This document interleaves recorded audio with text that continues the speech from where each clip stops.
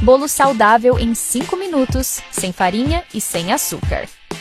Vou cortar uma maçã em pequenos pedaços. Irei transferir para um liquidificador. Vou amassar 2 bananas. Também irei transferir para o liquidificador. Vou adicionar 1,5 xícaras de leite e também 2 ovos inteiros. Irei tampar e bater até que tudo se incorpore por completo. Vou adicionar 1,5 xícaras de uvas passas e deixar bater mais um pouco. Irei transferir nossa mistura para um recipiente grande. Vou adicionar 1 xícara de aveia e 1 colher de sopa de canela em pó. Irei misturar nossos ingredientes para que se agreguem totalmente. Vou acrescentar 1 colher de sopa de fermento em pó. Irei mexer mais um pouco. Vou transferir nossa receita para uma forma de metal untada com manteiga e farinha de trigo. Levarei ao forno por 40 minutos a 180 graus. Assim que passar o tempo, irei retirar do forno e deixar esfriar para desenformar. Você não imagina o quanto essa receita é deliciosa. Olha como ela ficou.